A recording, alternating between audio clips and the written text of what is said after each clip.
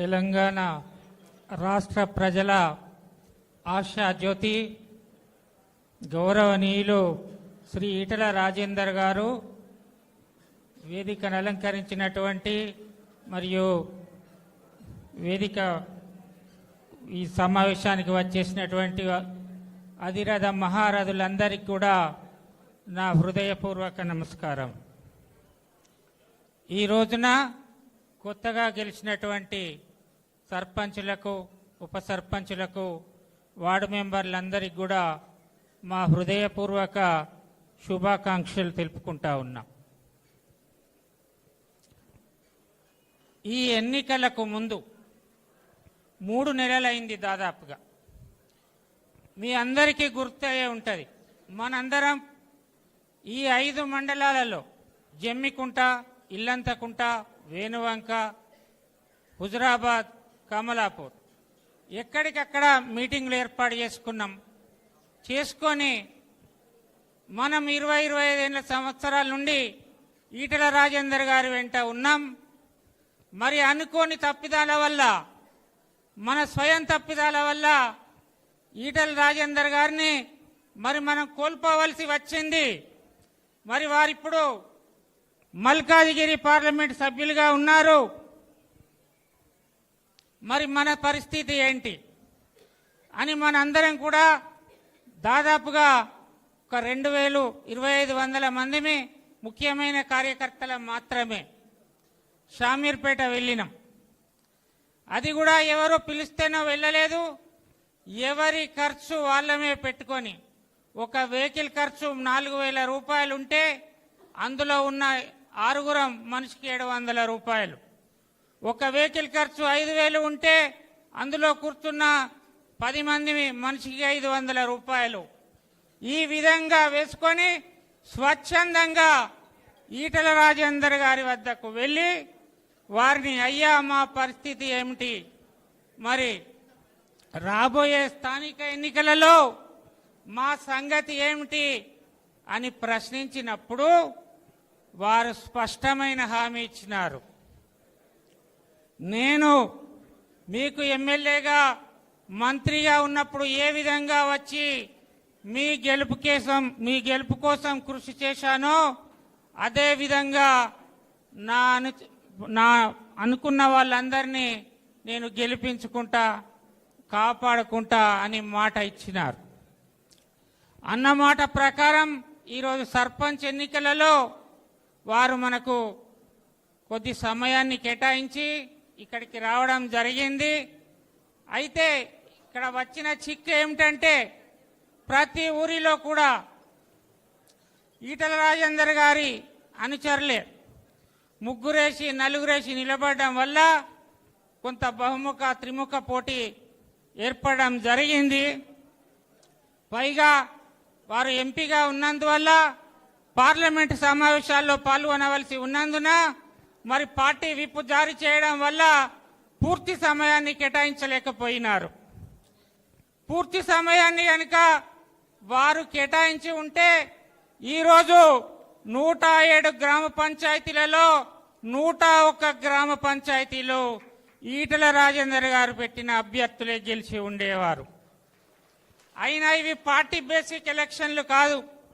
ఈటల రాజేందర్ గారు తనను నమ్ముకొని ఉన్న వాళ్ళ కోసం, ఎవరైతే కొన్ని ఊళ్ళలో నిలబడి ఉన్నారో వారికి మద్దతుగా కొన్ని ఊళ్ళలో ప్రచారం చేయడం జరిగింది. కొన్ని ఊళ్ళలో వట్టిగా మరి ఒక సందేశాన్ని పంపమంటే సందేశాన్ని పంపడం జరిగింది. మరి దీనికి ఏదో కొంపలు మునిగిపోయినట్లు ఈటల రాజేందర్ గారు వచ్చి మొత్తం ఇలాకా అంతా ఎత్తుకపోతాండు, ఇక హుజురాబాద్ మాకేముంటలేదు అని గతిలేని పరిస్థితులల్లో ఎంతో మంది నాయకులు, సొంత పార్టీ వాళ్ళైతేనేమి, వేరే పార్టీ వాళ్ళైతేనేమి, అనేక కుట్రలు, అనేక మోసాలు, అనేక కుతంత్రాలు. ఒక అభ్యర్థి దగ్గరికి వెళ్తారు, ఈటల రాజేందర్ గారు అనుచరుని దగ్గరికి, నువ్వు ఈటల రాజేందర్ గారి ఫ్లెక్సీ పెట్టుకోకు, ఈటల రాజేందర్ గారిని ఫ్లెక్సీ పెట్టుకోకుంటే నీకు 5 లక్షల రూపాయలు ఇస్తాం.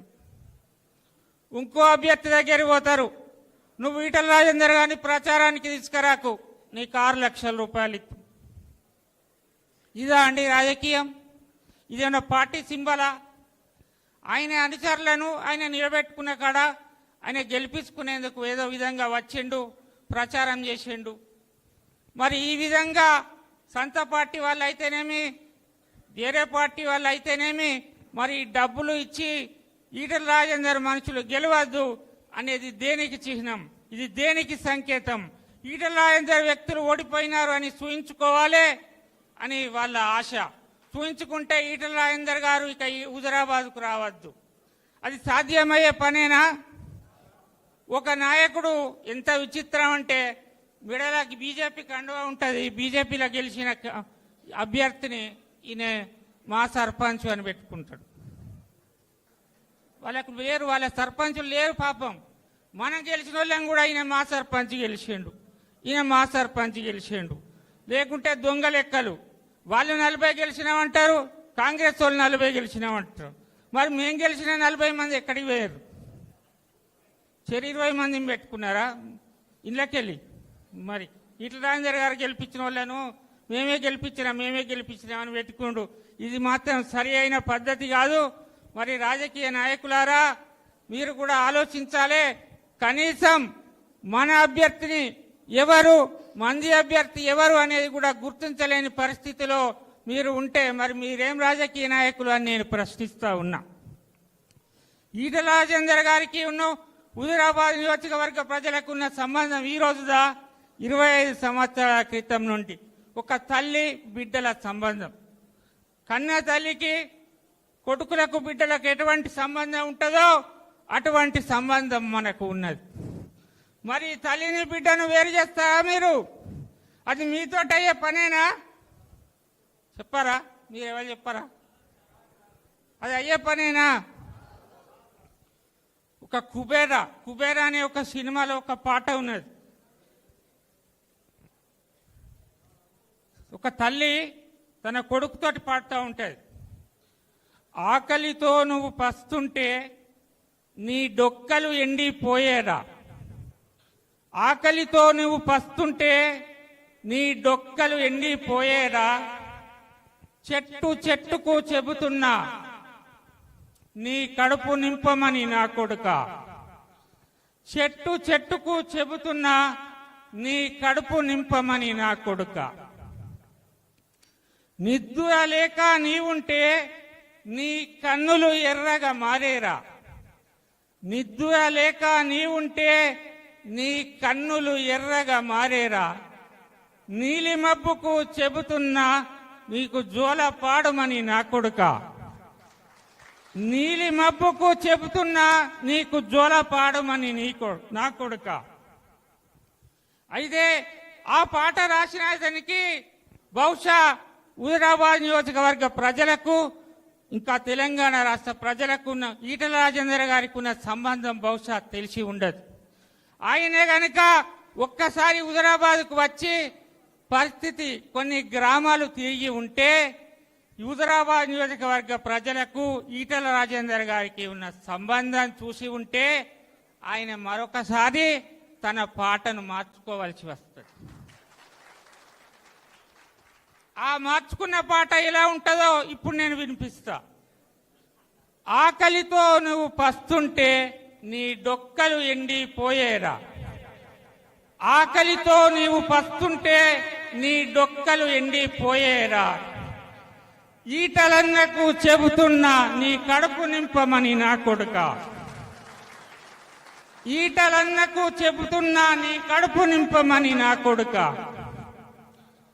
నిద్దురలేక నీవుంటే నీ కన్నులు ఎర్రగా మారేరా, నిద్దురలేక నీవుంటే నీ కన్నులు ఎర్రగా మారేరా, ఈటలన్నకు చెబుతున్నా నీ బాధ తీర్చమని నా కొడుక, ఈటలన్నకు చెబుతున్నా నీ బాధ తీర్చమని నా కొడుక. అది ఒక తల్లికి కొడుకుకు ఉన్న సంబంధం. ఆ సంబంధమే మన హుజూరాబాద్ నియోజకవర్గ ప్రజలకు ఈటల రాజేందర్ గారికి ఉంటుంది. నేను ఒకటే కోరుతా ఉన్న భగవంతుని, నేను పెద్దగా భగవంతుని విశ్వసించా, కానీ ఇప్పుడు మాత్రం నేను భగవంతుని నిజంగా మనసారా కోరుకుంటా ఉన్నా. 2028 అసెంబ్లీ ఎలక్షన్లు వచ్చేంత వరకు ఎవరైతే సొంత పార్టీ వాళ్ళు కావచ్చు, బయటి పార్టీ వాళ్ళు కావచ్చు, ఈటెలపై కుట్రలు చేశారో వారందరినీ కూడా క్షేమంగా చల్లగా ఉంచమని నేను కోరుకుంటా ఉన్నా.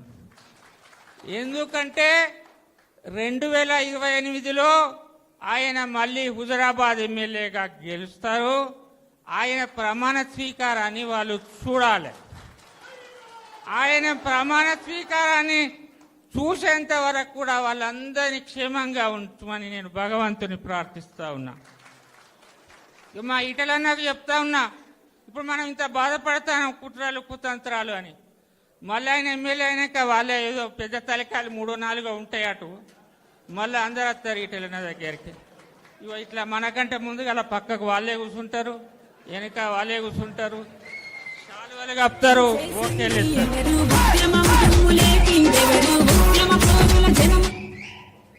నా సొంటోడు ఉండి ఏందన్నా మళ్ళీ అందరు వాళ్ళే వచ్చారు, వీళ్ళు ఎవరు మన అంత శత్రువులే కాదన్నా అంటే, నువ్వు సపోర్ట్ చేయకుండా సురేందర్ అంత మనోళ్ళే, నీ పని నువ్వు చేసుకో, వచ్చేటోళ్ళు వస్తారు పోయేటోళ్ళు పోతారు, నీకెందుకు నేను ఉన్నా కదా అంటాడు. అది ఆయన గొప్పతనం. ఆయన గొప్పతనమే ఆయన బలహీనత. ఆయన గొప్పతనమే, ఆయన మంచితనమే ఆయన బలహీనత.